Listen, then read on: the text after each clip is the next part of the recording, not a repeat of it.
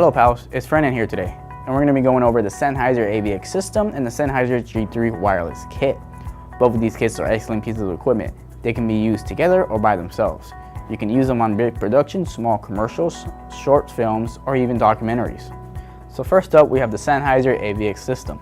This system is very easy to use and is geared more toward videographers that don't have a dedicated audio person with them on set.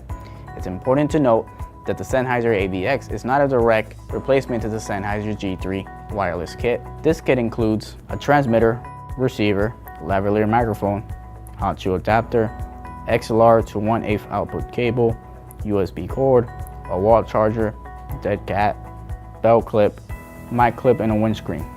So to connect the transmitter and the receiver together, the first thing you need to do is to be able to turn them on. You'll find a red power button on the side of both the receiver and transmitter. Hold them for a few seconds and it'll turn on. Now we need to pair them together. Hold the pair button on both of them and the transmitter will now attempt to find the receiver. The pair light will be red, but the second the connection has been made, the light will go from red to green. Also, on the heads-up display of the transmitter, you'll see link when it has been connected. You can also see 5 bars, 5 bars being the strongest signal between the connection and 1 bar being the weakest. The receiver comes with a built-in XLR input. This allows you to put it into more expensive recorders and more expensive production cameras like the C100 we have right here. The AVX can move in a 320-degree angle. This is done just in case if you have an external monitor or an extra microphone, you can go ahead and move the AVX so it doesn't get in the way. You can also use up to 6 of these on the same camera or recorder or just in the same room. For every 1 receiver, you need 1 transmitter. The connection is only 1-to-1, so it's important to keep that in mind. As opposed to AA batteries, the AVX system uses lithium rechargeable batteries that charge up via USB cable. The transmitter can last about 10 hours while the receiver can last 5. Although the receiver has a neat little feature that detects phantom power. So if your camera or audio recorder has phantom power, when you turn that specific product on, the receiver will turn on with it. Once you turn off that camera or recorder, the receiver will turn itself off, saving battery power. You can also use juice packs to charge the lithium batteries on the go.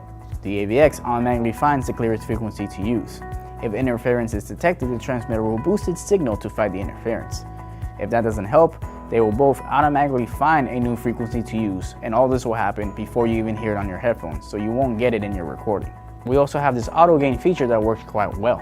What this does is that if your subject is talking really low, like this, almost like they're whispering, it lowers the gain so you can still hear them on your headphone. But the second they decide to get louder, it lowers the gain so that your audio does not clip at the very end. The AVX comes as simple as possible with 3 buttons on both the receiver and transmitter. 1 button is both an on and off switch, the other is a pairing button, and the last button is an AF button, which allows you to switch between the AF levels. The Sennheiser G3 kit, on the other hand, is more geared toward a film crew or a team, with 1 guy being directly in charge of audio. Our kit includes a transmitter and a receiver, 1 lavalier microphone, 1 shoe mount adapter for the transmitter, 1/8 to XLR output cable, 1/8 output cable, and a clip-in metal windscreen. Some of our kits include a plug-on transmitter and a handheld microphone. Setup for the G3s is very simple.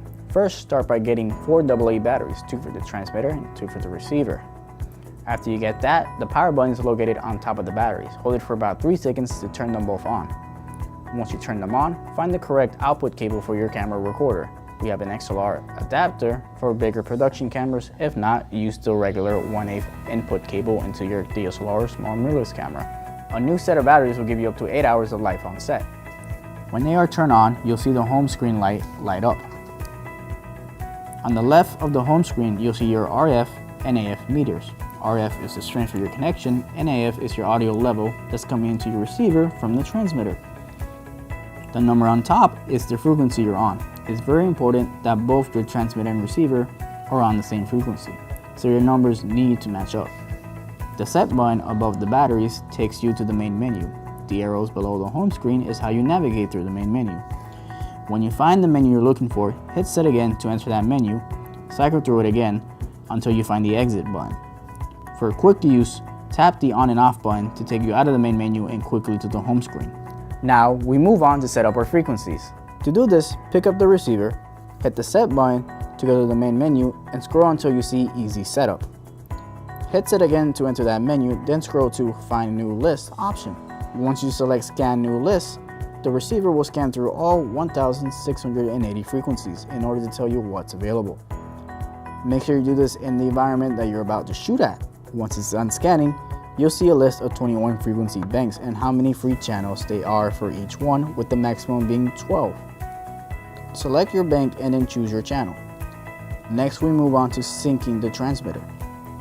Hit the set button in the receiver's menu, then select sync option, telling the receiver to pair itself with the transmitter. To confirm this, put the transmitter and receiver face to face to align their interface windows, which happens to be to the right of the on and off button. You'll see a check mark and the RF light on the receiver will turn green, letting you know that the pair was a success. You'll get at least 300 feet of range with the transmitter. Lastly, it's time to set up your audio levels. Pick the receiver, hit set to go to AF out. Here you can select positive or negative dB. It's usually a good idea to start at 0 dB. If you speak into the microphone, you'll see the AF meter move up and down, which means there's a signal there. If the AF meter is too high or too low, go into the menu once again, locate the sensitivity, and adjust accordingly. -30 is the default, with 0 being the maximum. So in conclusion, pals, we just showed you the setup for both the Sennheiser AVX and the G3s. A one-man band should stay with the AVX, while the bigger team and the bigger film crew should consider using the G3 over the AVX.